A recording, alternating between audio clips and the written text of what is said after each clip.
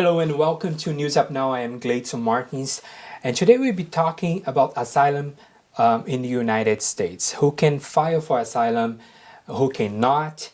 And to answer this question and other ones, here next to me is Okan Shagun. He's the Executive Director and co-founder for LGBT Asylum Project. Thank you so much for coming in. Of course, yeah. Thank you so much for having me. So let's start off. Who can apply for asylum in the United States? Let's say I just got here, I was visiting, and I decided to stay. Is that simple? It is not that simple, definitely not. But as being in the United States physically, you did the right thing. So that's the first step to be able to apply for asylum. So being physically in the United States. You cannot apply for asylum at a U.S. consulate or an embassy outside the United States. Okay. So once you are here physically, you only have 1 year to apply.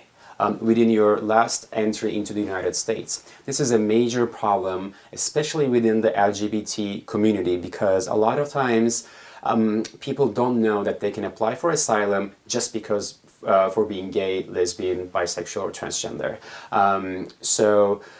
That's why actually my organization is trying to raise awareness to this subject, just let people know about the asylum process so that nobody will miss the 1 year deadline. Okay.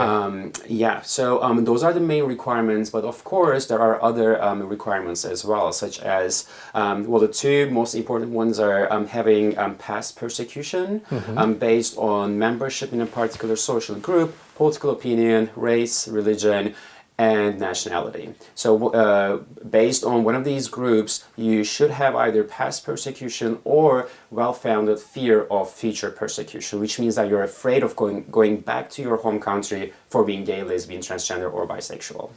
When you say having a fear, which means it can be like, let's say if I'm going to go to one of the Eastern countries, I can be killed because I am gay. Right, and not necessarily being killed. It could be in jail, legal. It could be jail time. It could be harsh punishments. There are more than 80 countries in the world criminalizing homosexuality, and around 10 of them, the penalty is death, and that's where most of our clients come from. But to get your asylum approved, you don't have to come from one of those countries. It could be absolutely such as Turkey. It's not illegal to be gay. However, the stigma is extremely high. Okay. So a lot of times there are honor killings, killings among their family members and the society. So it doesn't have to be illegal in that country. It's just it is not acceptable to be gay. There's no way for the U.S. office go to that country and find out if you're telling the truth or not. So asylum cases are very confidential. The U.S. government does not share this information with any other country or family members or friends. Basically, when the person comes to your nonprofit, your organization, the GLBT Asylum Project, so they tell their stories. If they have some proof, some sort of proof, they bring to you, and then they have 1 year with the lawyer to file in a process, like in a court. Correct. And then after that, let's say it's granted, and then what is the next step for that person? So once their asylum application is granted, they become asylees. They have all the rights to live and work and stay in the United States. And 1 year after they are granted asylum, they are eligible to apply for their green cards to become lawful permanent residents of the United States. And eventually they can become U.S. citizens. How many clients do you have helped so far? So far, yeah. So the process has changed with the Trump administration in February of 2018. Before that, we would file an asylum application, and it would take 2 to 3 years to get it approved. Right now, it's taking only 2 months or so. You know, it's funny, you mentioned that before when we were exchanging emails, and I was thinking, I'm hearing the opposite. And you told me it's taking the last time now with Trump. No, so there was a backlog that started during the Obama administration in 2015. And then, so if you filed your asylum application in 2015, 16, or 17, it would take 2 to 3 years to get it heard. So right now in February of 2018, the current administration changed it. Now, if you file an asylum application right now, you will most probably get an interview date within the next 43 to 45 days. and then in 15 days after the interview, you should get your decision. Obviously, this is just a very general timeline, so there are a lot of cases. Each asylum case is different than each other. Yeah.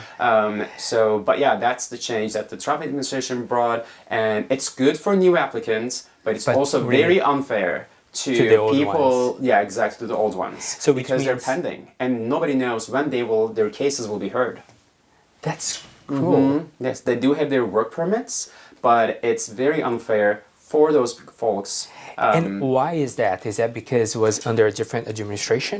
So no, the reason why this change happened was there were a lot of fake asylum applications. People started knowing that if I go to the United States, apply for asylum, submit my bare-bones asylum application, in 6 months I will get my work permit and I can work for 3 or 4 years in the United States without even proving my asylum claim because it's so long and the government gives work permits. Okay. And they realized it. They realized that even if you're not gay, you would submit your application as gay, or you don't even need to explain anything in your asylum application. You just submit it with your passport copy and photos, and that's it. And then you'll get your work permit in 6 months and start working. And then once you get an interview date, they go back to their home countries. So Oh my God. it was very, that's why the backlog increased. And now this new policy actually stopped it. So fake asylum applications dropped down significantly right now. Interesting. It's a fascinating topic. I wish you could have more time to just keep going on this. I have a question from one of our viewers. Was asking, I think you already answered, but I'm going to go back a little bit. He applied for asylum during the Obama's administration. So his case is on hold. Well, correct. And his other friend who applied for the same process, he already got his hearing and he's in the process to get the green card. So for the answer the question for the first one, what is the best option for him? And that's the question that we get every day. What they can do is there are some cases that we can actually expedite asylum cases, such as a recent diagnosis or being an HIV positive person. So if the person is HIV positive, we can expedite those cases. Okay. If there is if there's a family member or if there's a partner in the home country, if they have a legal relationship between them, that could be a reason to expedite their case as well, just to secure the partners or husbands or wives' safety in their home country, so that we can get the asylum case done, and if they are legally married before the date of approval, then they can petition for their spouse. Okay.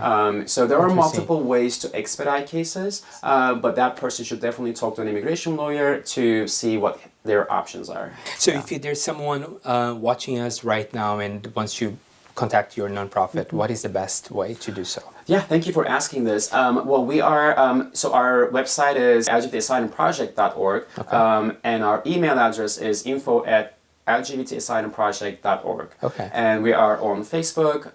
It's the LGBT Asylum Project, so they can follow us on Facebook or email us to ask any questions about the asylum process or how they can help or volunteer. We always look for volunteers, especially volunteer attorneys. Thank you so much, Of Håkan, course, for thank coming you. here. Thank you for having us. Absolutely. Thank you so much. And thank you so much for watching us. I'll see you next Saturday with more newsupnow.com. If you have any questions, please send us an email to noon@newsupnow.com. And I hope to see you here next weekend. Bye-bye.